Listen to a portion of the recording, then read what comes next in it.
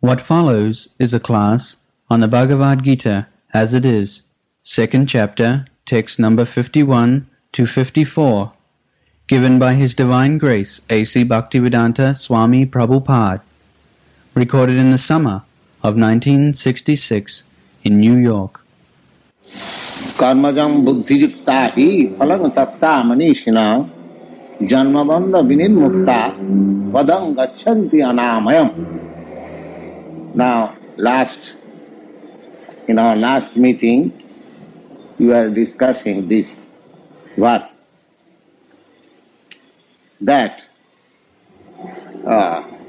karmajam, every action, every activities that we are engaged in, it has got a reaction. Any activity, it has got reaction. And that reaction is another bondage for me. Now I am engaged in one action and I am producing another reaction.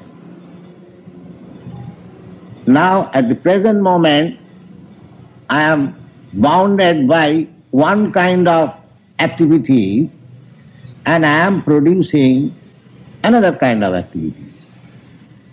Just like in the cinematographic spool, there are hundreds and thousands of pictures. One picture past, another picture present, and another picture is ahead. And the whole picture, when put into the machine, it represents some activity. So we are bound up by nature's law in such a way. While nature's law, even in your state laws, we are bound up by so many laws. So this is our position. This is called conditioned stage of life. There is no freedom. The so-called freedom, we declare that I belong to the free nation, I am free. These are all simply mental speculation. There is no freedom. So long I am bound up by the conditions of nature, there is no freedom. Now here is a chance. Lord Krishna says that karmajang buddhijukta. Now here is an opportunity for you in human form of your life. You have got sufficient intelligence and the Lord Himself is before you to enlighten your intelligence more and more. Here is the book. This book, what is spoken by Lord Krishna and Krishna is not different, because the Krishna or the Lord is on the absolute plane. Don't think that Krishna is absent. Krishna is present here. There is a verse in Bhagavad. Tattva tishchami narada jatra gayanti madhvakta.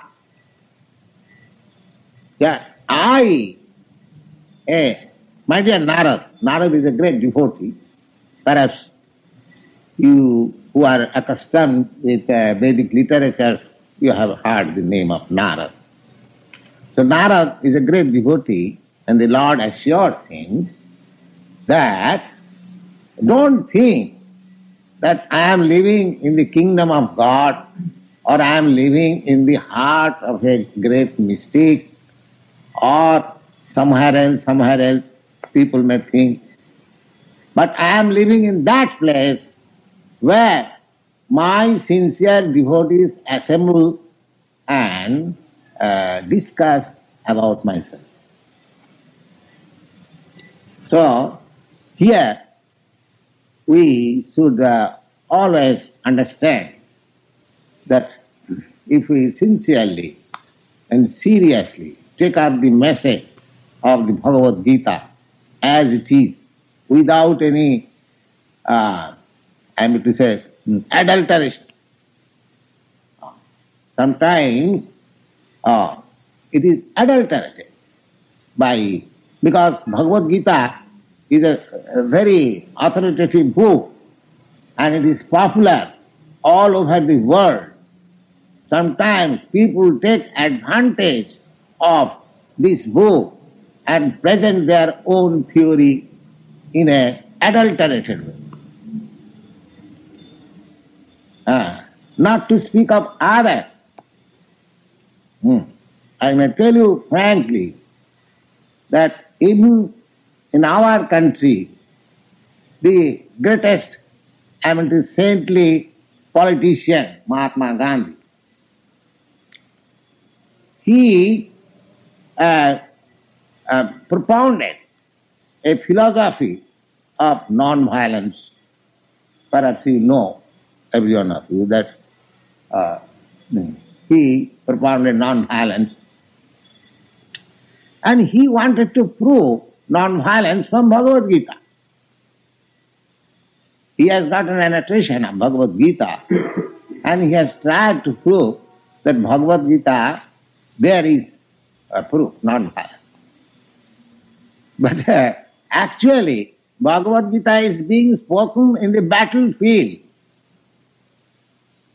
where everyone is prepared to start violence simply for a moment when Arjuna was disturbed in his mind that how can I fight with my relatives and friends and sons and grandsons and so many things, bodily relations, and the Bhagavad Gita was spoken. So, that is a practical thing, that Bhagavad Gita was practically spoken to induce Arjuna to adopt violence. Now, Mahatma Gandhi, his philosophy was non-violence. How could he prove that Bhagavad Gita gives evidence of non-violence? No. Therefore, anyone, Mahatma Gandhi or anyone, who has got his own ulterior motive to prove it from the topics of Bhagavad Gita, he must adulterate it. But that is not the process of reading Bhagavad Gita. Bhagavad Gita, how to read Bhagavad Gita, that is stated in the Bhagavad Gita. When we come to the 4th chapter, we'll know. So anyway, apart from the process of, but rest assured, we are speaking here of the Bhagavad Gita as it is.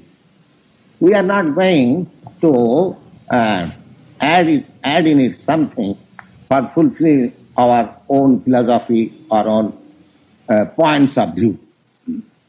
Now here Lord Krishna says that if you want to this entanglement of, what is that entanglement?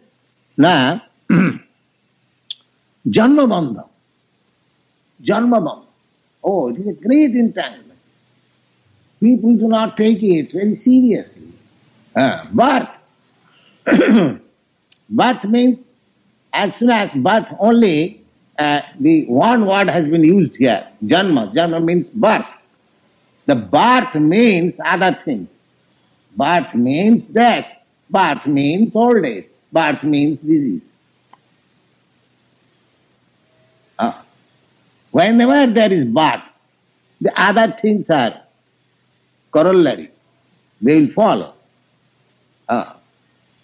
Your birth means a son is born. Oh, I'm very glad I have got a son. But if you study it philosophically, no, birth is not, he is not born, death is born. Because the growing of the child means he is dying. It is dying. The dying process. The very day, the very moment the child is born, the dying process begins. So we do not know that it is not birth, it is death. This is called Maya. This is called illusion. That death is born and we are jolly that there is birth of a child. This is called Maya. So everything, from the beginning of our birth, we are illusion. Illusion. And that illusion is so strong that it is very difficult to get out of it. The whole thing is illusion. The birth is illusion, this body is illusion, and the bodily relationship, the country is illusion, the father is illusion, the mother is illusion, the wife is illusion, the children is illusion, everything illusion.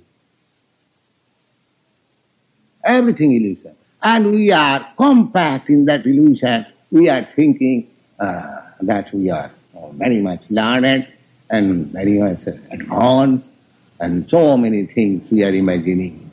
But as soon as death comes, the actual fact, the beginning of death, then we forget everything. We can forget our country, we forget our relatives, we forget our wife, children, father, mother, everything gone. You see, if it is a fact that I am soul, eternal, then it is a fact also that in my previous life I had my country, I had my children, I had my home, I had my father, I had my everything.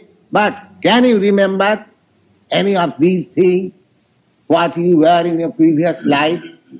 Either human born life or either animal life, you cannot. Death means forgetful. We have forgotten everything. Actually, there is no death for the soul. Just like you are at night, you go to sleep. That is a sort of death. And again, you get up in the morning. So death is something like that. Death is sleeping for 7 months, that's all. Without any consciousness. For 3 months without any consciousness. Or say 7 months. Death means forgetfulness. Just like at sleep, we forget everything. What I am, where I am sleeping, who I am, what is my identification, everything forgot. Then again, as soon as I rise up in the morning, I remember, I am such and such officer, I am such and such father, such and such husband, and I have got to do such and such thing. Everything remembered. But during your sleep, you forget everything. Similarly, death means from the time of your leaving this body and entering into the womb of another mother, and so long another body is not developed, you remain unconscious. And as soon as another body is developed within the womb of the mother and the time is up to come out, then again you remember. So practically, there is no death. Death means changing the body. We have already discussed this point. No, but that janma, that birth, it is stated here that it is a bondage. Janma bandha. Bandha means bondage. Practically there is similarity. It is called bandh, and in English, band. There is a similarity of sound. Janma bandha. So, this janma, so long your mind will be absorbed in the activities of this material world, you are sure to take birth again. So that activities by intelligence have to be purified in such a way that it will not affect. It will not affect. That is the tactics. This tactic. So, we should be very serious. We should be serious. That many lives we have passed, but there was no opportunity to get out of this tribulation of birth, death, old age and diseases. Now here is a chance. Here is a chance in the human form of life. So, every intelligent man should take advantage of it, and you can get assistance from these authorized books of Bhagavad Gita and Srimad Bhagavad, and also expert advice, knowledge. So we should not miss this opportunity. And then the question is, suppose after quitting this body, the present body, I don't get janma. Then what is happening to me? That is also stated here. Janmabandha vininmukta padam gachanti anamayam. Anamayam, amayam means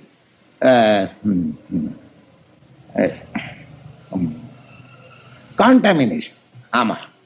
Contamination. So, this contaminated life, as soon as we give up this contaminated life, then our promotion is in the uncontaminated atmosphere. Anamayam. Anamayam. Anamayam means Vaikuntha. Vaikuntha means where there is no anxiety. I think about this anxiety we explained to you in our last meeting. So we are getting promotion. We are getting promotion to a life where there is no birth, no death, and no disease, no old age. And that means we come to our normal life. Normally we want. Nobody wants disease. Nobody wants death. Nobody wants old age.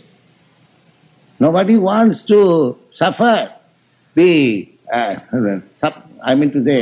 miseries of birth. Oh, there are great miseries when you are in the womb of the mother, all tightly packed up and in a bag, suffocated bag.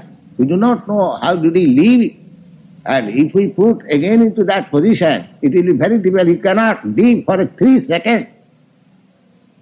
But by the arrangement of nature or God, we lived within the womb of our mother for 10 months in that position. But we have forgotten. But just imagine in how much trouble I was.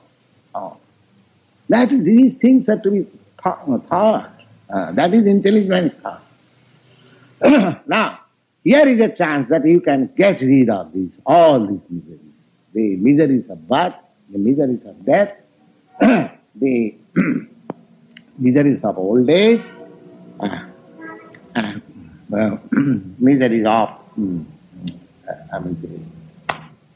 disease. Now we are speaking the synopsis. The Bhagavad Gita, this second chapter is the synopsis, what will be elaborately explained, not very elaborately, but still more clearly it will be explained in later chapter. Now, Bhagavad Gita is the preliminary study of the Srimad Bhagavad, just like introductory study. Now, how we can practically get into such activities which will not bound me, in the reaction. That is explained in the Srimad Bhagavatam, that Sabai punsa paro dharma jato bhakti radho khaji ahoitukiya pratihata jayatma suprasidati. Atma suprasida. Atma means self. Our present position is that we are not happy. We are always full of anxieties. That is our present position. Now here, just the opposite word is used, that Jaya Atma Suprasidati. If you want actually to make yourself jolly, full of happiness, then you should search out your occupation in such a way that will lead you to the devotional service of the Supreme Lord. Savai Pungsa Paro Dharma. Paro means the highest or the transcendent. We are engaged in some sort of activity. Nobody is free from activities. Even an ant, it is also engaged in activities. And the elephant, ant is the most, according to our vision, the ant is very small and the elephant is very big. But everyone, beginning from the ant up to the elephant, so far our experience is concerned, there are other big animals also. We have not seen, but we can see from the description of the scriptures that there are fishes in the ocean which is called Timingal. The Timingal, and perhaps you know that fish which is called in Sanskrit Timi Matsya or whale fish, very big. It is sometimes 100 feet long. So there are other fishes which is a Timingal. That fish swallows up this fish, this 100 feet long. Now just imagine what must be the length of that fish's body. You see. So in God's creation there are so many wonderful things. We have not seen all, but everyone is engaged in some sort of occupation for livelihood. Nobody is silent. Nobody is silent. According to his nature, modes of nature and position, everyone is busy. Now, the Bhagavad says that Savai Pungsa Paro Dharma. Everyone is busy. But when one is busy in such a way that leads to devotional service of the Lord, that busyness, that occupation is the supermost. That occupation is the supermost. Savai Pungsa Paro Dharma. Paro means supermost. And that sort of occupation should be without any cause. Everything is done. Everything is done. So far our duties are concerned. There is a cause. I do this because I want this. So there is a cause and effect. But this sort of business, this sort of occupation, which leads you to the devotional service of the Lord, it has no cause. It has no cause. Why it has no cause? Just like a lover, or say lover, beloved, set aside, just like mother. A mother loves her child. There is no cause. She does not know why I am loving. Automatically, she loves. Similarly, we have got our relationship with the Supreme Consciousness. We are consciousness. That is accepted. Now, there is Supreme Consciousness also. Just let us have some estimation. What is the Supreme Consciousness? Now, Supreme Consciousness is described in the Bhagavad Gita, Jena sarvam idam tatam. The consciousness is distributed throughout your whole body. That we can make an experiment. But this consciousness is not to spread over all the cosmic manifestations. That is also a fact. My consciousness is spread over my body. Your consciousness is spread over your body. I do not know what you are thinking now, and you do not know what I am thinking. Therefore, my consciousness is individual, your consciousness is individual. But there is the super soul who knows what you are thinking and what I am thinking, what he is thinking, everyone thinking. That is super consciousness. So, super consciousness and individual consciousness.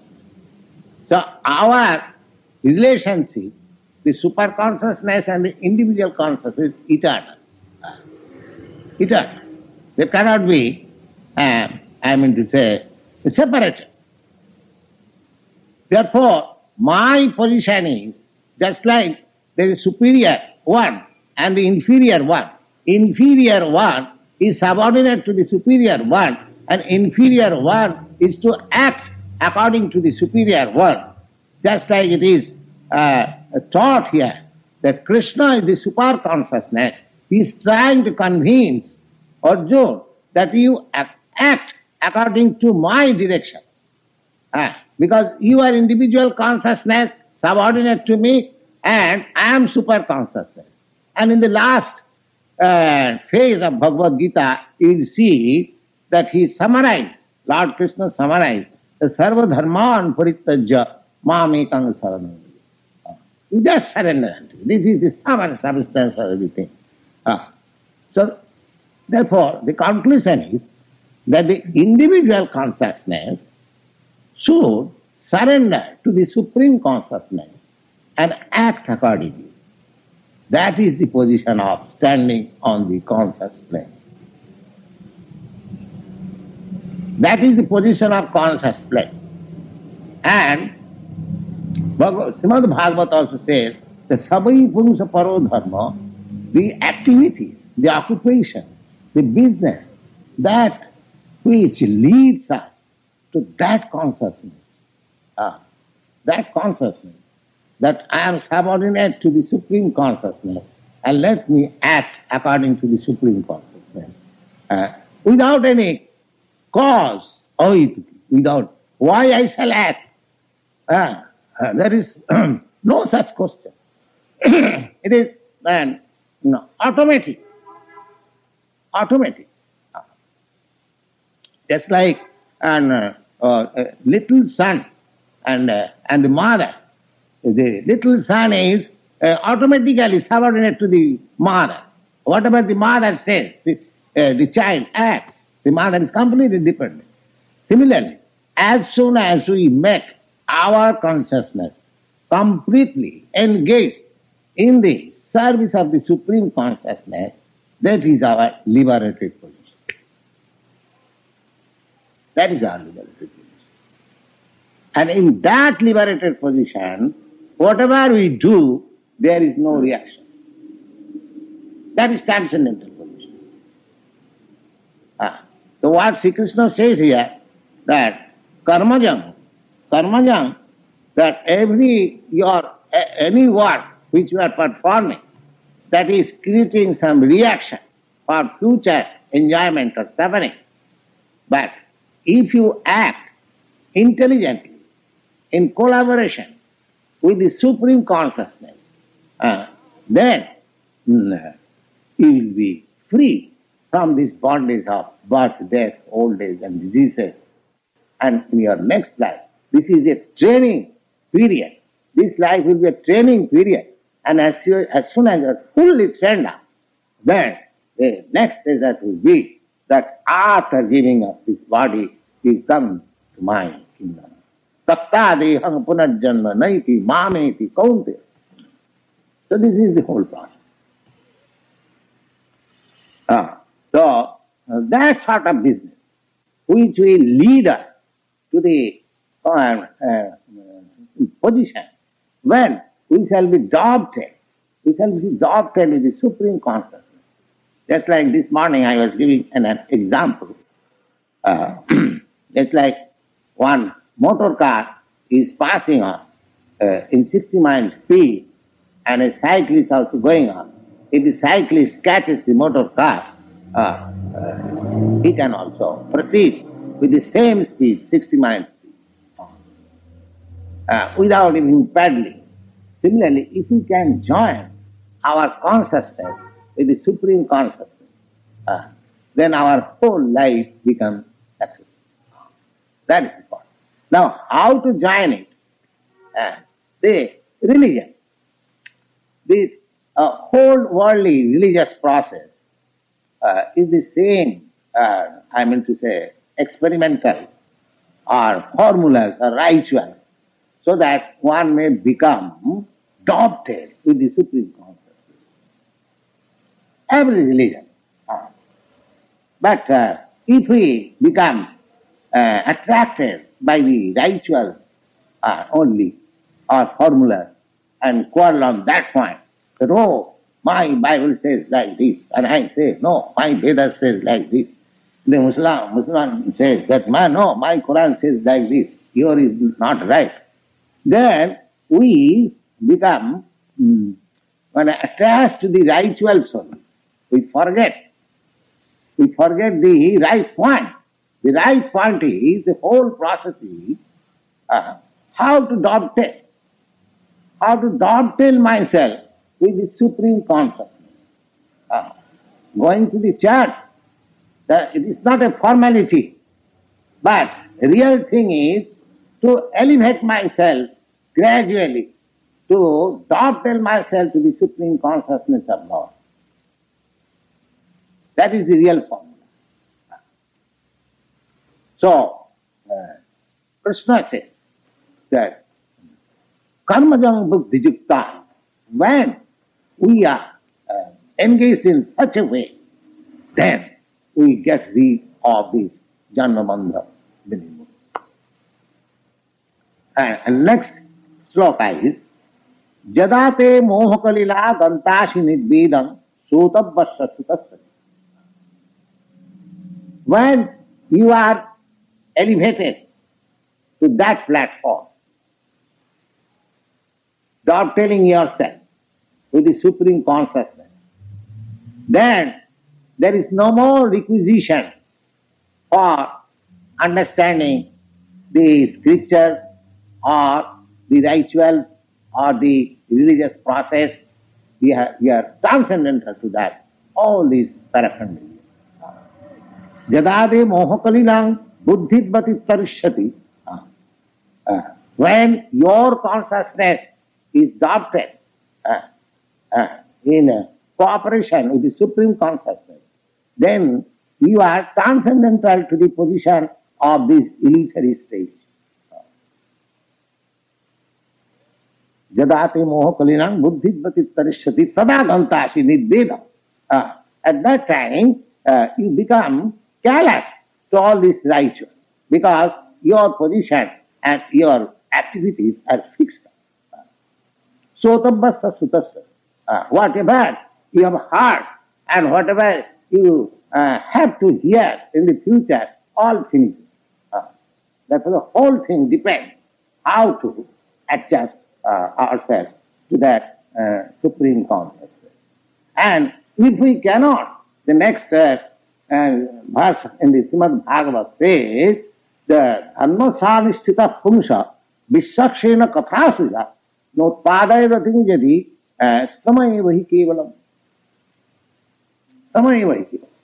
If by performing all religious rituals very nicely and very perfectly, if we fail to dovetail ourselves with the Supreme Consciousness, then all our labor for performing these rituals and religious performances, they become only labor of love. It has not produced anything substantial.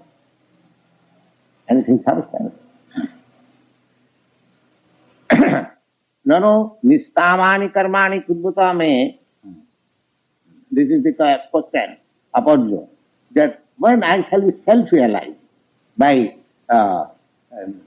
doing work without any fruitive result, so what will be the position of my self-realization? That in answer to that question, that when you shall be callous to all religious rituals and scriptural injunctions, and simply you shall be engaged in the dovetailing business with the super consciousness, then you are in transcendental position of all religious rituals and all conception of religious ceremonies and everything. But in the beginning, you require all this. Therefore, Bhagavad says that that sort of religion which elevates you to that consciousness, that is the supreme type of religion. Sutibi pratipannate jada sthasati nischala samadhu achala buddhi tada yogam avasati. This is the position of yoga. Yoga, samadhi means to be always situated in the super consciousness, situated in the business of dovetailing with the super consciousness. That is called samadhi. Bhagavad Gita. Sutivi vitipannati jada sthasati nischala. You are not defeated.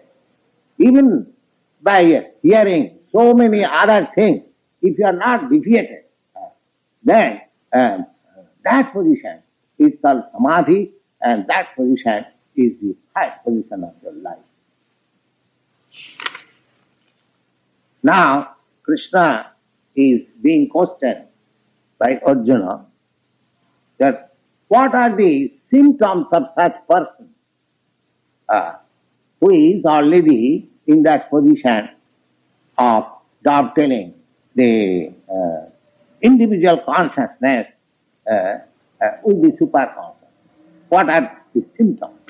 Arjuna Vasa, Sita Pragasya Ka Bhasha, Samadhi Thasya Kesava, Sitadhi Kim Prabhasita Kimasita Bhajita Kim.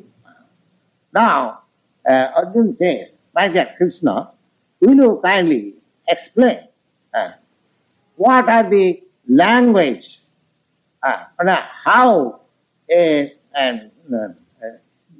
person who is already in transcendental position, how does he speak?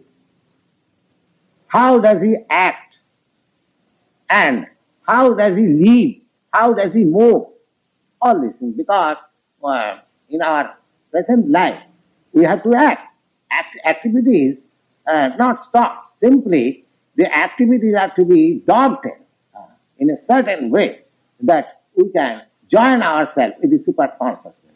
Now, when such thing is performed, when actually one is dovetailed with the super consciousness, what are the symptoms of his life? This is being questioned by Arjuna. And Lord Krishna, Sri Bhagavan was.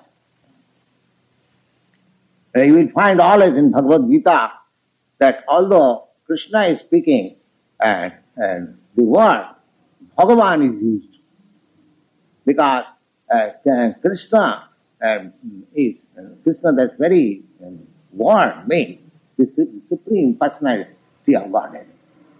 Just like we have recited this law, Ishara Parama Krishna Sachidananda Vigraha Anadi Radi Govinda Sarva Karana Karanam. So Krishna and Bhagavan is identical. So here you see in the Bhagavad Gita, instead of mentioning that Krishna says, when Arjuna is speaking, it is clearly said that Arjuna says, but when Krishna is speaking, it is said, see, Bhagavan, the personality of God is speaking. Now, Sri Krishna answering the symptoms of the self-realized personality. So, what is that first symptom is Prajahati jada kaman sarvan partha manogatan atmani eva atmana tushta sthita pragna saduchyate. The first principle of the first symptom of a self-realized soul is that he does not make any plan for his prosperity. Yeah, because we are always busy in making plans. Now, after this, we shall do this. After this, we shall do this. But one who is self-realized, he has no plan, because he has dovetailed himself with the Supreme Consciousness, so for himself he has nothing to do. It simply depends. It simply depends on the Supreme Consciousness. It is very elevated state, you see, that completely he surrenders himself, and but we should not be, imitating this. This is, of course, spoken for the high state. But we should, without coming to that high state, we should not imitate.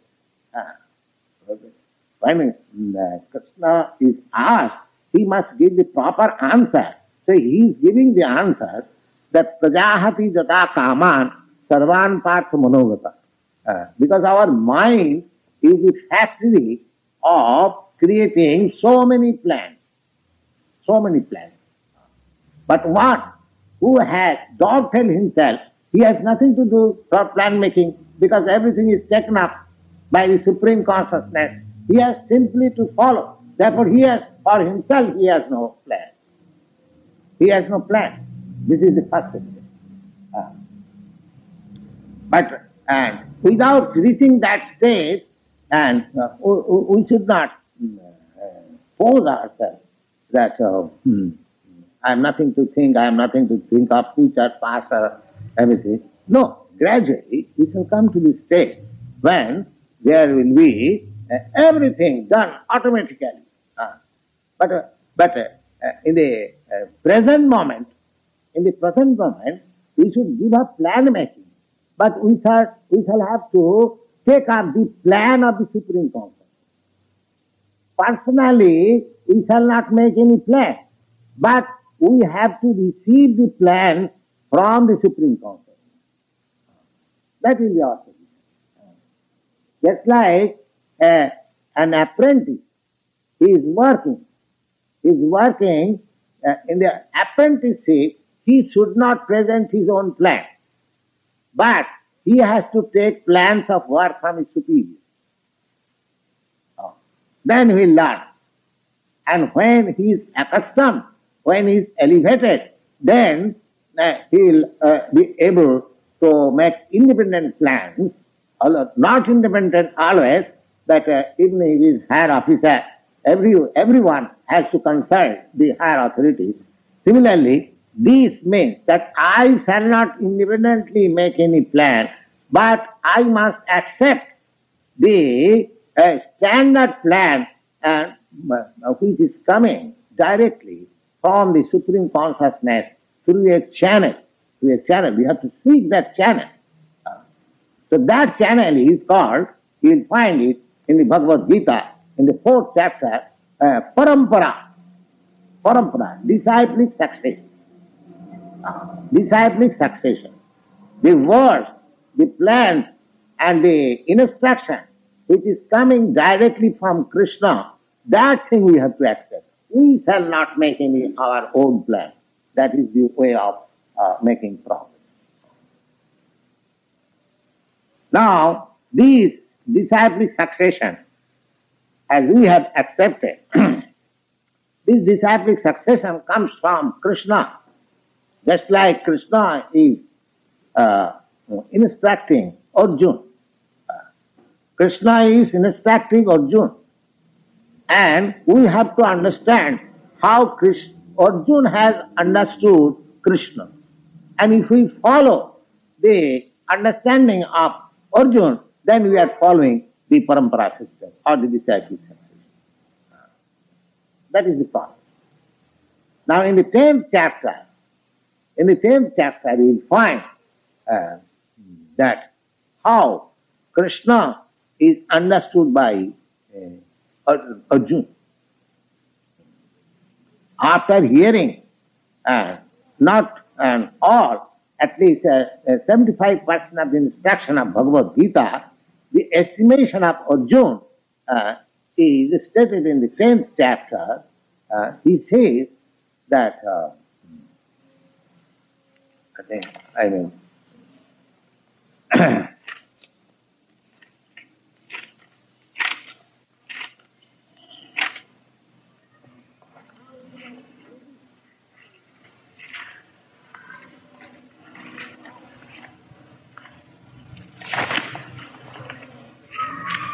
yes. Arjuna, after understanding Krishna, after his instruction, he said that automatically he said, Parang Brahma Parang Dhama Pavitrang Paramam Bhavan Purusam Sastatam Divyam Adi Devam Ajang Bihum. Krishna, now I understand it, that you are Param Brahma. Param Brahma means the supreme spiritual identity. Every one of us is Brahma. You are Brahma, I am Brahma. Every living entity is Brahma. Because he is not this matter, he is spirit, soul. Whoever he is spirit, soul, he is called Brahma. But Krishna is addressed here, Param Brahma. Just like we recited that sloka, the verse, Ishara Parama Krishna. Ishara, every one of us, Ishara. The translation of Ishara word is God. The God means, Ishara means controller. So every one of us is controller. But Krishna is the supreme controller. He has no controller. I am controller. I am Brahma. But at the same time, I have got superior controller over me. But Krishna is called Param Brahma or the Ishara Parama, the supreme controller, because he has no controller over me. And that is the acceptance of Arjuna. This is the mode of studying Bhagavad Gita. If we don't interpret in our own way, if we really want to study Bhagavad Gita, then here is the confirmation by Arjuna how he understands Krishna after hearing Bhagavad Gita. Not only that, he also in the 11th chapter you find that Arjuna will request Krishna to show him his gigantic universal form. Because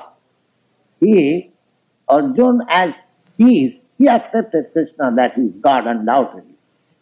But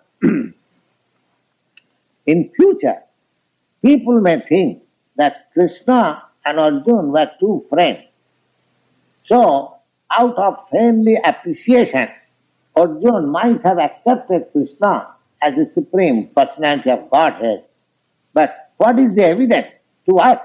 Now here, when Arjuna requested that Krishna, you kindly show me the gigantic form, the gigantic universal form, he showed. That is also described. So the idea is that imitation God, there may be so many.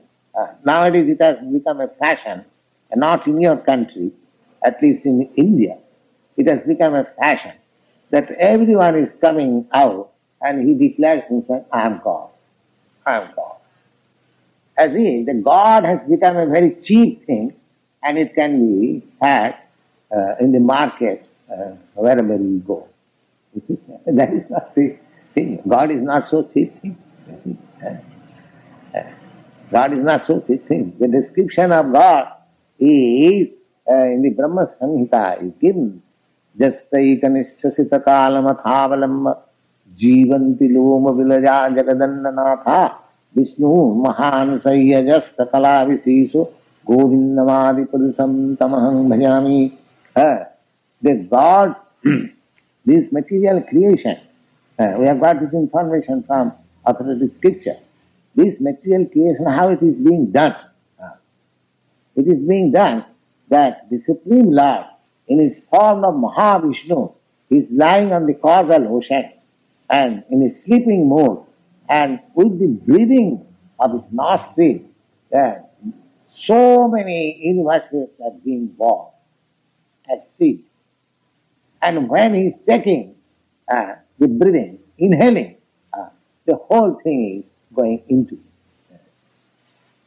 So such is the position of God, that by his breathing, all the universes are coming, and by his breathing, so the existence of this universe means within his breathing period.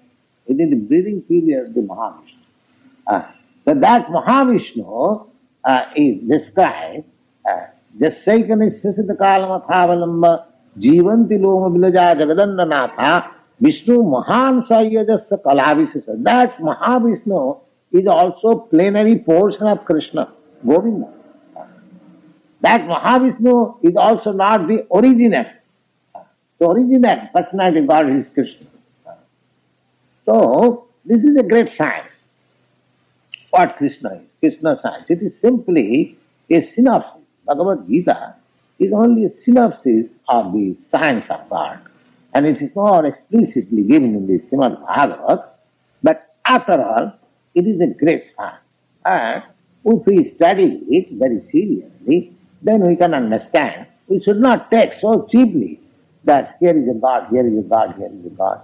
No, God is not so cheap. God is one, and He is great. God is great, as in English language is said. And nobody can be greater than Him or equal to Him. That is the position. Now here, Arjuna, he accepts Krishna, and he says that you are Parabrahma. Parabrahma, Param Dhama. Dhama means in which everything rests. We are resting. Everything is resting, just like. This is scientific and practically known that the innumerable planets that you can see at night as luminary stars in the sky, each and every one of them, more or less, they are all different kinds of planets. But do you know how they are floating in the space? They are floating on the sunshine, on the sun rays. They are floating, that you can see. Similarly, the sunshine is the imitation of the Brahma Jyoti that is coming out of the body of the Supreme Lord. So everything is resting on the sign of the Supreme Lord. That's what he is called Param Dhama. Param Dhama means everything resting on you. Param Brahma, Param Dhama, Pavitram. Pavitra means uncontaminated. Because we, although we are Brahma, now we are contaminated by this material body. But the Lord has no contaminated body of this material existence. We have already noted Ishvara Parama Krishna Sachidananda Vigraha. Sachidananda Vigraha means his body is full of bliss, full of knowledge, and it is eternal. That is completely distinct from this body. So when there is description of the Lord that he is formless means he is not of this form. He has got a Sachidananda Vigraha, a different element. Therefore he is called Pavitra. And Paramam Bhama, you are the supreme original. Purusam Shastratam Divyam Adi Devam Ajang Bhedam. So you are Purush. Purush means enjoyer. In the Vedic literature about yourself. Ahustam Rishayo Sarve. All the greatest sages accept you, the Supreme Lord. Ahustam Rishayo Sarve Devarsi Narada. I have already spoken to you about Narada. He has also accepted it. That means authority. He is quoting authority. Not that. I am personally accepting you as such. But there are many authorities. So, we have to understand about the science of God from the extraordinary activities and confirmed by the authorities, accepted by the revealed scripture, then we have to accept. You see? Not blind. So Arjuna is giving such evidence. You see? Asito devalabhyaka sanchaiva brabhisime. You are accepted by such authorities like that, and I have the opportunity that I hear all these from you directly. I am fortunate enough that I am become your related in friendship with you, and I am hearing. So here is the evidence. Now, if you want to study Bhagavad Gita, then you have to accept all this statement of Arjuna, because Bhagavad Gita was explained directly to Arjuna. And if you don't accept the appreciation of the direct person who heard Bhagavad Gita, then whom do you believe? Suppose I have heard something directly from one person, so what I am saying, another person who has no direct relation, he is also saying, whom would you believe? You have to believe the person who has directly heard. So here, there is no doubt about it, that Arjuna directly heard Krishna, and his appreciation is recorded here. So therefore, if we want to study Bhagavad Gita, then we have to accept the appreciation of the direct hearer. If we do that, then we can get the right thing. But if we change it for our ulterior motive, as so many annotators are doing in the case of Bhagavad Gita, then we cannot be able to understand what is Bhagavad Gita. All right.